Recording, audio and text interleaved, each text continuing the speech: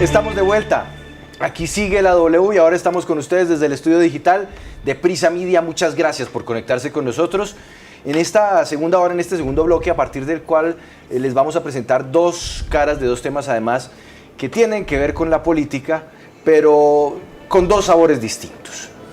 Después de la 1:30 vamos a estar con el abogado Miguel Ángel del Río y nos vamos a detener, Andrea, en el caso de la ñeñe política, que fue archivado ayer por la Fiscalía General de la Nación, y vamos a recordar, vamos a hacer memoria sobre qué fue lo que pasó y qué era sobre todo lo que se indicaba y se denunciaba en estas grabaciones, que fueron reveladas, si mal no recuerdo, por la Nueva Prensa, ¿no? Sí, señor. Y que se convirtieron en el epicentro de todo un caso judicial que ahora, pues según la Fiscalía, no lleva a ningún lado. Sí, claro, vamos a estar hablando del insólito archivo de la ñeñe política a favor de Cayita Daza, quien fuese también asesora en el Congreso del expresidente, entonces senador Álvaro Uribe Vélez, y que sale hablando con el ñeñe Hernández, y se va a conectar con nosotros Miguel Ángel del Río, el abogado que lleva el caso del homicidio del señor Rodríguez Pomar y por el que se destapó la ñeñe política.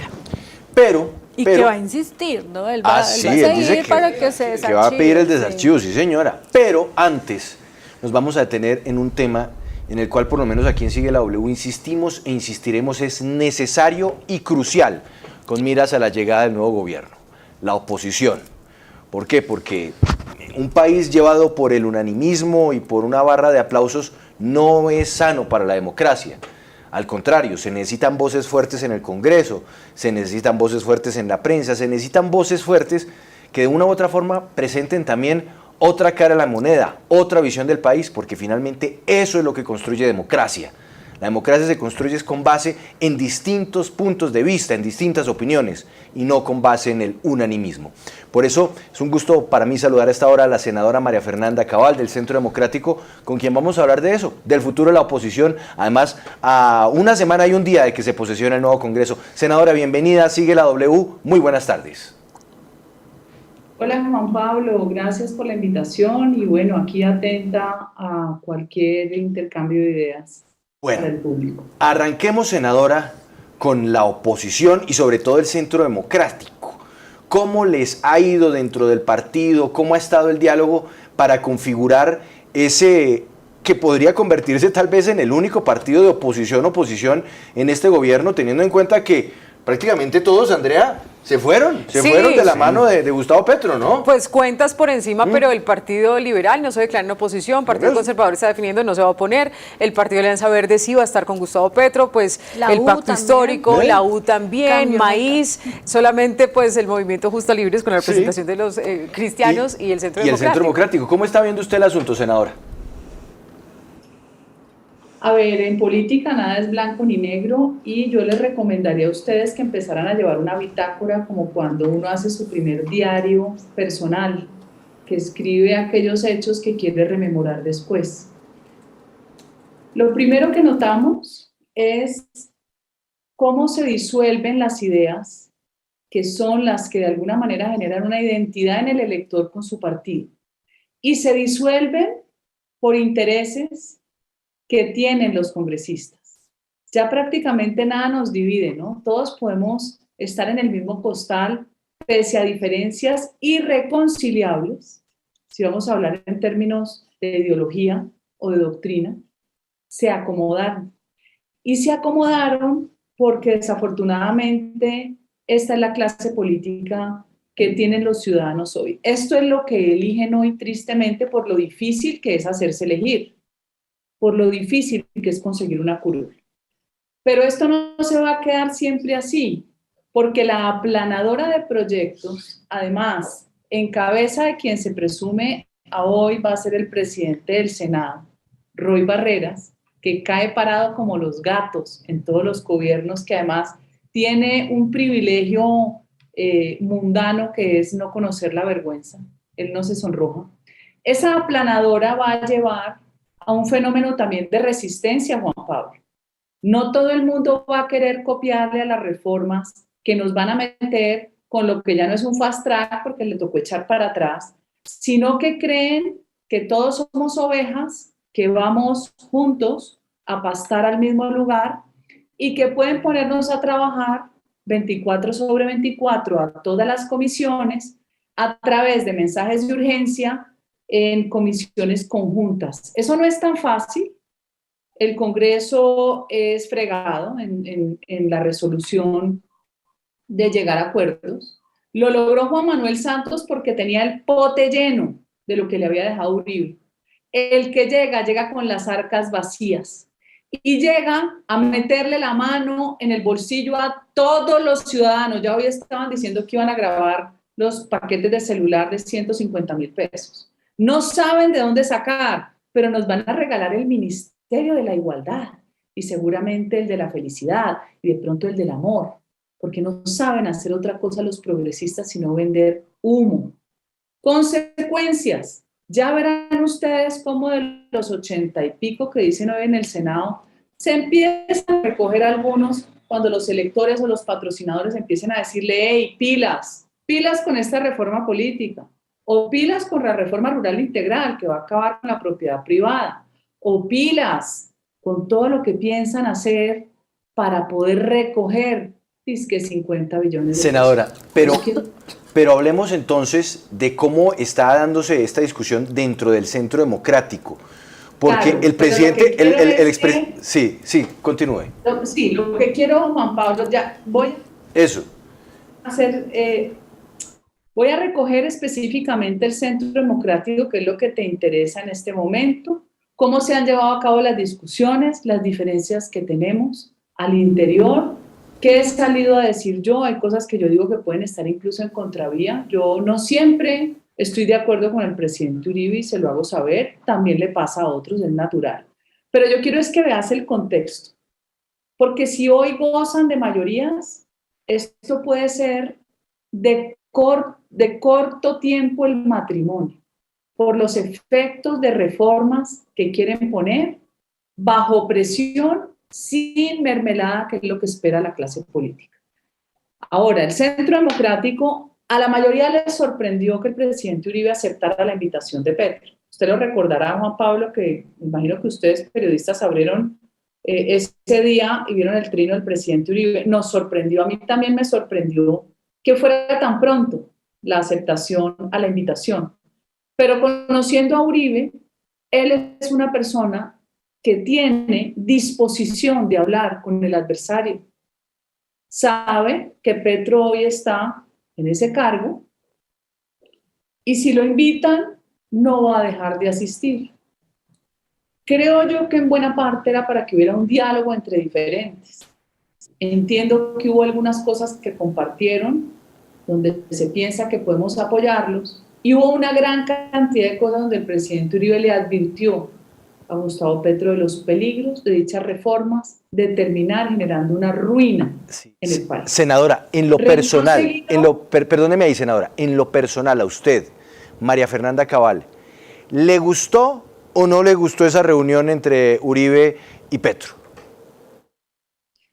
Pero es que es, Juan Pablo, no importa si me guste o no. Uribe es un político curtido y con experiencia y sabía que si no iba, de una vez le iban a enganchar una cantidad de epítetos y adjetivos que es lo que suele hacer la izquierda, rotularnos de lo que ellos son. Y si iba, se iba a ganar el desprecio de muchos de sus seguidores. Es que las decisiones en política a veces son muy duras, porque el efecto... pero por eso es que le pregunto... No siempre deja a una mayoría contenta. Claro, Entonces, vos tenés aquí, Juan Pablo, gente nuestra... Sí. Que digo, bueno, ¿ustedes qué? Ya no hay oposición, se entregaron, se regalaron. Gente de allá que aplaudió la reunión. Hay gente que ve que es que ya nos arrodillaron. Hay otros que dicen, no puede gobernar Petro sin Uribe. Cada cual lo interpreta desde su punto de vista. Entonces senadora, entonces quiero su interpretación. Esa es la que quiero oír.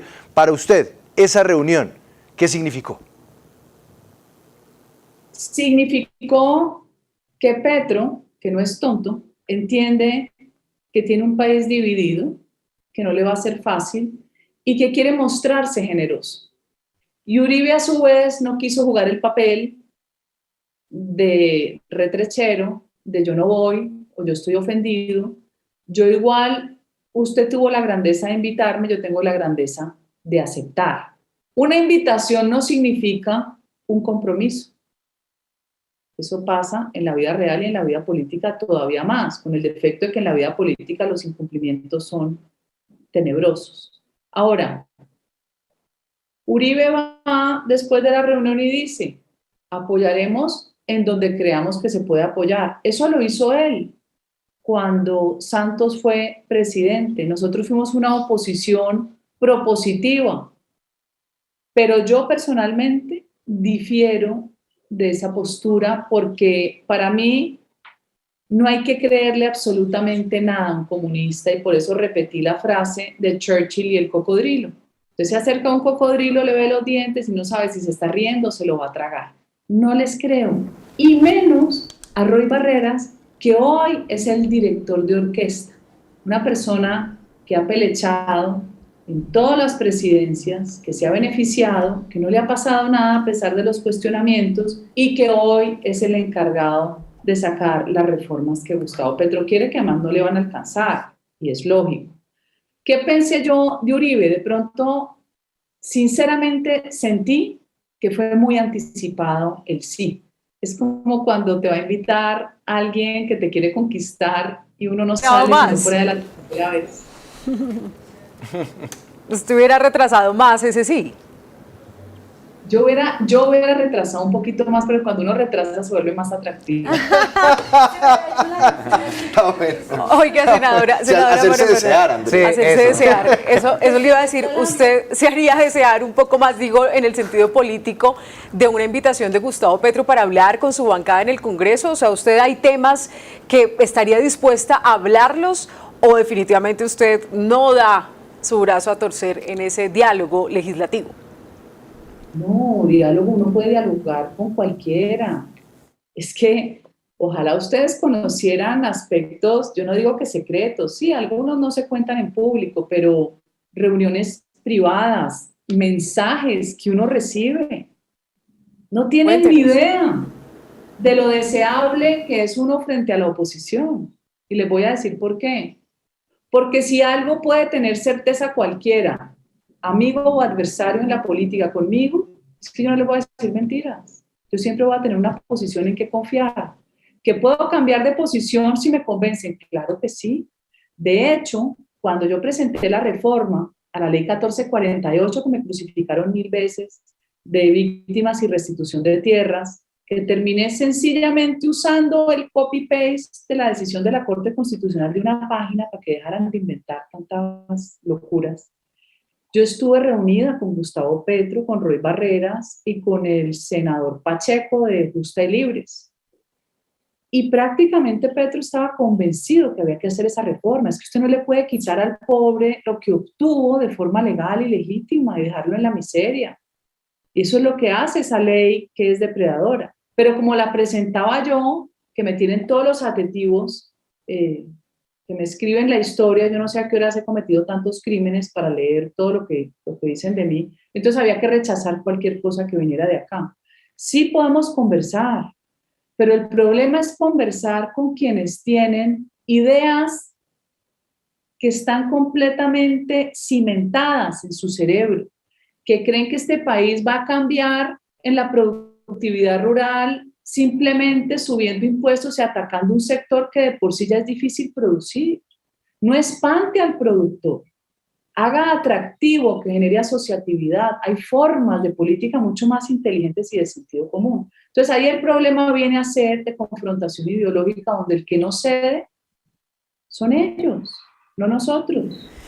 Pues mire, lo que pasa es que esa es una visión que seguramente si le preguntamos a un Gustavo Bolívar va a decir lo mismo sobre usted, pero quiero preguntarle ese rol de la oposición. Usted menciona, es como el cocodrilo, que si uno se acerca mucho pues lo muerde y va a ser muy difícil llegar a consensos, pero cuando ustedes eran gobierno, de pronto no pensar lo mismo de la oposición no era estigmatizar a esa oposición. No hay que también cambiar un poco el lenguaje, porque ustedes fueron oposición, después gobierno y vuelven a ser oposición, y asimismo esos roles se intercambian para quienes piensan distinto y que dicen que de parte del Centro Democrático han recibido un lenguaje y una calificación muy estigmatizante o agresiva. Pero mire que yo creo que usted está omitiendo algo en la lectura. Nosotros no fuimos partido de gobierno. Yo lo dije una vez y se molestó el senador Ernesto Macías, que brinca pues a morderlo a uno. A mí no me invitaron a tomar un tinto en Palacio. Además, no era que fuera a pedir puestos y a pedir contratos, por lo menos a que apoyaran proyectos de ley que eran obvios, que eran compromisos con el electorado, pero fueron de una mezquindad tan grotesca conmigo y con la mayoría de la bancada. Ellos escogieron a unos favoritos de la bancada. Mira el resultado. Terminó el partido casi destruido con la mitad de sus curules. Eso no le pasa a ningún partido de gobierno del mundo, salvo que el gobierno haya sido un completo desastre. Y contrario a lo que vos decís, el gobierno contemporizó con los adversarios. Este gobierno de Duque escogió o dejó funcionarios de Santos, dejó funcionarios petristas, a los que no quería eran a los del Centro Democrático o a los uribistas. Y obviamente si veían que era amigo de uno, pues peor. No, este gobierno tiene mucha responsabilidad de las consecuencias de hoy. Entonces, que hubieran maltratado a la oposición, yo creo que el gobierno no maltrató a la oposición. De hecho, les dio mucho más de lo que yo, por ejemplo, si fuera gobierno, les hubiera dado. Si uno es gobierno, uno gobierna con su gente y sus ideas. Sin embargo, la oposición siempre va a jugar un papel trascendental porque es que a uno no se le puede ocurrir todo. Así sea adversario, a veces hay buenas ideas del otro lado que usted acoge. Y eso es lo que pretendemos hacer nosotros aquí. El Centro Democrático tiene que volverse una oposición de grandes ideas, sin mentiras.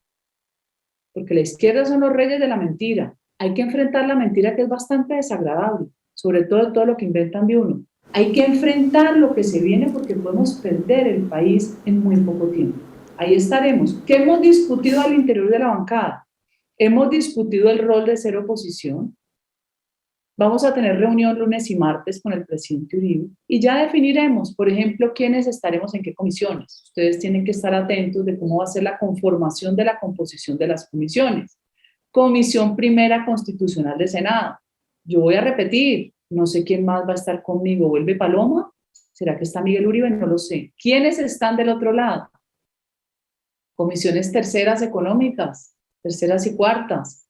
¿Quién va a estar en comisión sexta? Hay unas posiciones demasiado importantes, pero nosotros terminamos con un partido disminuido que tiene en este momento toda la posibilidad de crecer si entiende la coyuntura política. Sí, bueno, senadora María Fernanda Cabal, usted mencionaba al inicio de esta conversación pues que la política es dinámica y que cuando empiece el gobierno a presentar todas esas reformas que ha anunciado, pues de pronto las cosas se van a empezar a decantar y esos apoyos políticos con los que hoy cuenta el gobierno de pronto se van a empezar a asustar con todo lo que se viene. A usted y al Centro Democrático, que son los que van a liderar la oposición, o pues eso parece, ¿qué les preocupa más? ¿La reforma tributaria o la reforma agraria? No, todo.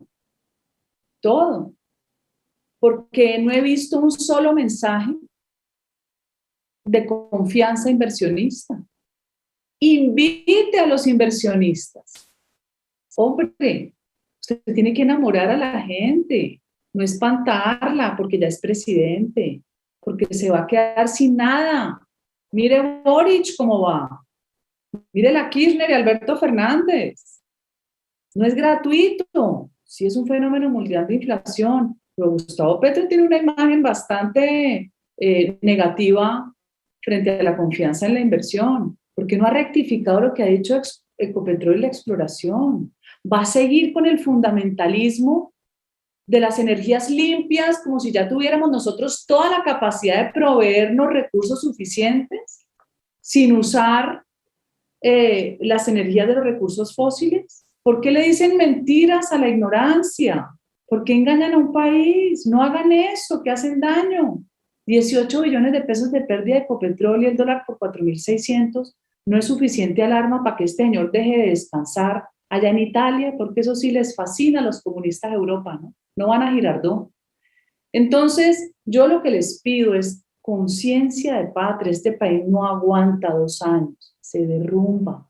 ¿Qué me preocupa? Todo. Me preocupa todo el fundamentalismo de las causas justas. Me preocupa la justicia ambiental que la tratamos aquí con escaso. Eso es un horror. Nosotros pidiéndole permiso a las ONGs. Miren Sri Lanka. Dejaron a la gente sin comida por defender el fundamentalismo ambientalista y tumbaron a ese dictador loco apoyado por China. Miren los holandeses, que les quieren quitar el área de producción agrícola. Ojo, Holanda creo que es el país de mayor tecnificación y desarrollo tecnológico agropecuario del mundo. Si no el mayor, están entre los 3 primeros. Y los agricultores holandeses en la pelea contra los verdes. O sea, el fundamentalismo nos acabó. La locura de las minorías antes era la capa de ozono y que nos íbamos a chicharrar. Ahora es las emisiones. No más. Pero senadora, no para ser un poco más específico, permítame, Ojo con Escazú. Ojo con Escazú. No vuelve una inversión en Colombia en ningún sentido, ni agrícola, ni pecuaria, ni minera, ni obra civil pública, ni obra civil privada. 1. Reforma rural integral. Claro que me preocupa, porque la productividad del campo y de la propiedad privada en riesgo. ¿Querés darle tierra al campesino? Claro, ¿por qué no se la han dado? No, prefirieron quitarle al campesino pobre para dejarlo en la olla. No. ¿Por qué no miran cuánto se han gastado la unidad de restitución y la de víctimas? Por favor, en burocracia. O sea, es grosero, grosero. Y invitan al ministro de Economía, al doctor Ocampo, que se ve muy serio, muy tranquilo y muy querido, pero que ha sido el asesor de Boric y de Argentina, y de la mano con este que todo el mundo aplaude, el Nobel. ¿Cómo es el nombre? No es Piketty, es el otro. El otro Nobel, que también fue asesor de Hugo Chávez. Por Dios, el sentido común de las cosas. Invite a la gente. Mire lo que está haciendo la Díaz Ayuso, la presidente de allá de la Comunidad de Madrid. ¿Sabe qué hizo, Isabel? Está bajando impuestos para los inversionistas en Madrid. ¿Y sabe quién se va a ir para allá? Los chilenos y los colombianos. No espante la inversión. Quiere hacer 1000 reformas. Hágalas con sentido común, pero ¿sabe qué va a hacer? Va a gravar al sector productivo agrícola, pero no va a gravar a los territorios indígenas y de comunidades negras que además no pagan predial. ¿De dónde va a sacar los impuestos? Sí, pero para ser más específico frente a lo que ya se ha dicho por parte del gobierno del presidente electo Gustavo Petro, senadora María Fernanda Cabal, es inminente hacer una reforma porque se necesita plata para controlar el déficit fiscal en Colombia. Ellos dicen que van por 50 billones de pesos, pero que solo le van a cobrar impuestos a los más ricos, a las 4.000 personas más ricas de Colombia. ¿Cuáles son esos inamovibles que el Centro Democrático va a decir? Definitivamente no le medimos a eso en materia de impuestos. ¿Por qué Gustavo Petro ahora siente que es una necesidad recaudar y meterle la mano en el bolsillo a todos? Y cuando lo hizo Iván Duque, dijeron que era absolutamente... Los más ricos. Él dice que a los más ricos. No, a ver, es que hablan de los más ricos, pero esa es la excusa para poder introducir la reforma. ¿Quiénes son caracterizados como los más ricos? Después dijeron que no eran 4.000, sino 40.000. Ahora, para mí, ¿qué es un inamovible? El impuesto al patrimonio. Es un impuesto regresivo, degradante, que inmediatamente te frena la construcción, que es la construcción es una de las áreas de mayor absorción de mano de obra de clase popular. Cuando usted frena la línea de construcción pública o privada, sobre todo se va a frenar la privada, porque la gente prefiere arrendar que comprar, porque comprar te va a salir más caro que si pagas una arriendo. Se frena todo, oficinas, casas, cualquier otra cosa que usted quiera comprar, quiere comprarse una finca de recreo, todo se frena. Entonces, el impuesto al patrimonio te está diciendo que hacer dinero y comprar un bien es castigado. Es un impuesto regresivo y antitécnico. Estoy en contra. Es más, podría tener mucho más genialidad él si invita a mayor inversión y quita cargas tributarias para que el inversionista pueda crecer más. ¿Qué sí debe hacer el gobierno? Que no hizo el gobierno del presidente Duque. Eliminar las exenciones tributarias a las empresas más ricas, sí señor. Eso sí ha debido hacer hace rato. Pero ¿qué más debería hacer el gobierno de Petro? Abrir el acceso de los servicios financieros del capital externo para que baje el interés y se le preste a todos, sobre todo a los más chiquitos, que son los que generan más empleo, pequeña y mediana empresa. ¿Lo va a hacer? No lo he escuchado. Decía que democratización del crédito, pero no lo he escuchado. Entonces, hoy nos van a pasar un paquete de impuestos. ¿Sabe qué produce eso? Que la gente cambie de nacionalidad, que se vuelvan panameños, costarricenses, mexicanos, gringos, donde los inviten los países a meter su dinero. ¿Y sabe qué termómetro es chévere para que ustedes también lo investiguen como periodistas? La comunidad judía en los últimos 30 años, cómo ha venido empequeñeciéndose, cómo ha venido volviéndose mucho menos significativa en cuanto a la generación de riqueza. Ese es el termómetro perfecto. Lo que está, no está bien. No va él ni a recoger ese dinero, así exprima a los ricos que van a terminar sacando sus capitales, va a haber un freno en la economía y se va a generar más desempleo. ¿Qué vamos a hacer con la inflación entonces? No creo en las políticas keynesianas de Ocampo, creo en el generador de riqueza que buscan la creatividad del individuo, en menos reglamentos, en menos leyes y menos tributos, que se genere mucho, mucho más riqueza y más negocios que terminan tributando sin arruinarse. ¿Por qué ustedes no le preguntan a las empresas pequeñas por qué muchas se evaden el IVA? No es por ladronas, es porque si pagan el IVA se quiebran, entre otros. Dentro de los nombres que son llamados a ser líderes de la oposición, pues uno de los que ha sonado es Miguel Uribe. ¿Qué opina de Miguel Uribe y usted o considera que sí es esa persona que tenga ese liderazgo o considera que más bien es otra persona? ¿O usted? ¿O usted? No, yo pienso que esto no tiene que ser uno de carácter unipersonal, no tiene que hacer equipo, ni a uno le caben todos los temas tampoco. A mí me ha gustado trabajar con Paloma en Comisión Primera. Compartimos ciertos temas, en otros tenemos diferencias. Miguel es nuevo aquí, Miguel viene del Partido Liberal. ¿Qué ventajas tiene Miguel?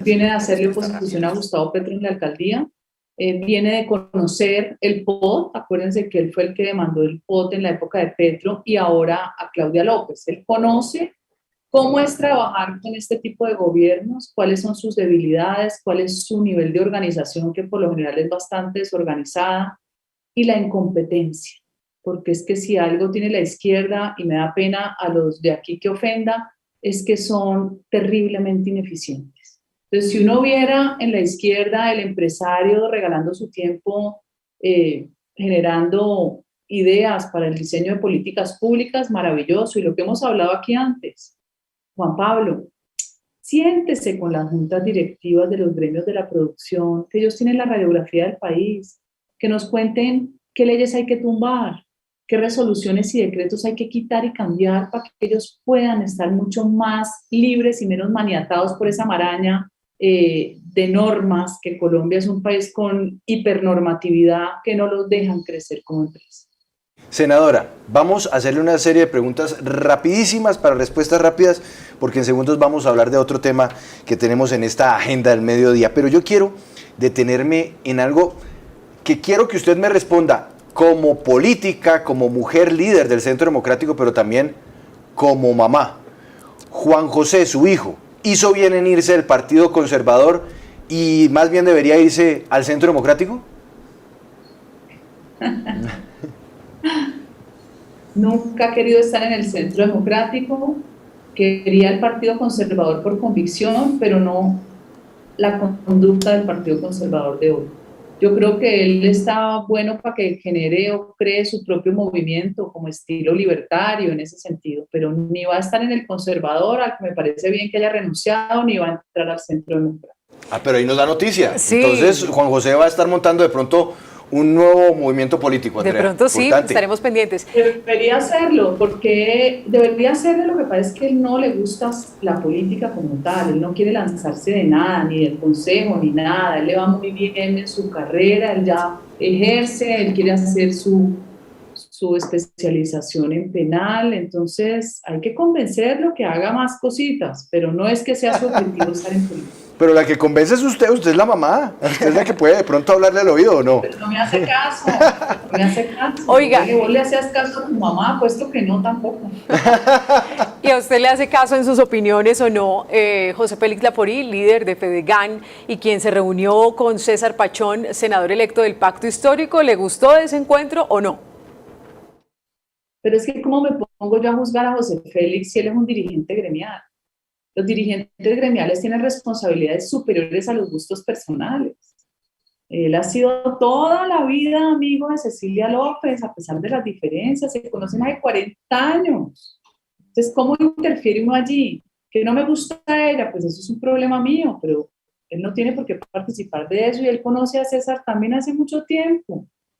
Es un gremio que tiene que pasar por encima de las aversiones que uno pueda tener o las diferencias, porque se supone que es construir país. Sí, lo hizo como gremio y está bien. Senadora, usted hace un momento, cuando arrancamos la entrevista, usted dijo que ahora Petro también se va a encontrar con un tema bien complejo cuando llegue a posicionarse como presidente, y es que va a encontrar las arcas vacías. ¿El gobierno Duque fue un gobierno derrochón? Yo creo, a ver, es que como yo soy una persona romántica y nostálgica, te voy a hacer mis confesiones. Cada día que ha pasado de este gobierno que ayudamos a elegir, se dejaron de hacer muchas cosas que se hubieran podido hacer.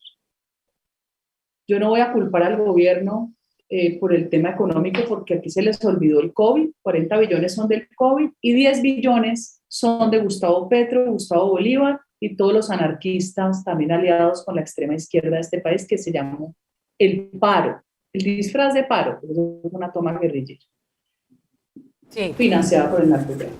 Entonces, hizo un buen trabajo en algunos aspectos, pero dejó de hacer cosas que se hubieran podido hacer.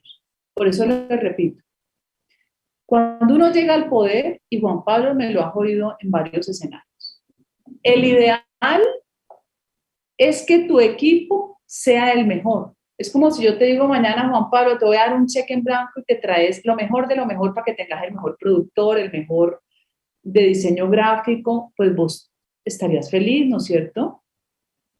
¿Por qué no escogió lo mejor si Colombia tiene personalidades importantísimas, transformadoras de realidades? No, él se conformó con un gabinete menor. Primer problema. Segundo, no quiso conservar el legado de Uribe. Le daba más pena que le dijeran títere. ¿A uno qué carajo le importa que digan lo que les dé la gana si vos sos el presidente? A ver, por favor, por ejemplo, yo creo que Petro es títere de Santos. Y si yo se lo digo, ¿ustedes creen que a Petro le importa? Pues me supongo que no. ¿Por qué no hizo lo que tenía que hacer? ¿Por qué no revisó, por ejemplo, el IVA? El IVA, si se hacen unos cálculos financieros, sí se puede reducir por lo menos a un 14%.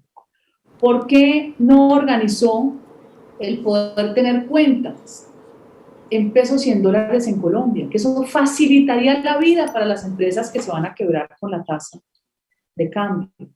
¿Por qué no hizo cosas que eran más obvias y elementales que se hubieran podido hacer para generación de riqueza? Ahora hay todo un chicharrón y ahora van a ver un poco de temas de corrupción. Eso pasa siempre. Que el uno hizo, que el otro no hizo. La SAE, solamente la SAE, era para haberla manejado usted como se maneja una gran empresa multinacional con muchos bienes que usted puede, la mayoría venderlos, usando canales de subastas internacionales y otros poniéndolos a producir y rentándolos, pero es que piense como empresa y genere dinero al Estado. No, todo lo que toca al Estado es acabarlo. Y ahora nos quiere sacar 50 billones y 2 ministerios porque a doña Francia hay que volverla ministra. Ministerio de la Igualdad. Senadora María Fernanda Cabal. ¿Qué es igualdad? Cuénteme. Yo no me parezco a ninguna de ustedes, ni ustedes a mí, ni quieren parecerse, ni quiero parecerme. ¿Cuál es la igualdad? Si para eso está la ley. Contame. Ministerio de la Igualdad. ¿En qué? Sin nada. Igual a nada. Senadora, vamos con la última pregunta. La Le última. pido una respuesta breve porque ya vamos con nuestro siguiente invitado. Usted se va a lanzar en 4 años a la presidencia de la República. Este es el camino que usted está haciendo para Porque tiene llegar además ahí a la detrás presidencia. avisitos Claro. como si estuviera en campaña. Y fue precandidata. Buen backing El tiene la backing senadora. ahí. Paola. ¿La monita es Paola? Sí, señora. Paola, los avisitos los tengo desde la campaña, lo que pasa es que Por no los he eso, despegado. como si todavía estuviera en campaña. No los he despegado de la pared. Es que le sirven de backing No, para la no los entrevista. despegue, déjelos Pero ahí. yo aprovecho para preguntarle si eso lo va a acompañar en 4 años para su campaña presidencial. ¿Está haciendo campaña? Bueno, tendremos un eslogan cabal que juega, como marketing es chévere, es bonito, pero claro que sí, voy a seguir aspirando. Quiero hacer una oposición seria, con altura, porque la verdad es que el cambio, pues, con Samper, con Roy Benedetti, a mí sí me da un pesar con los mamertos.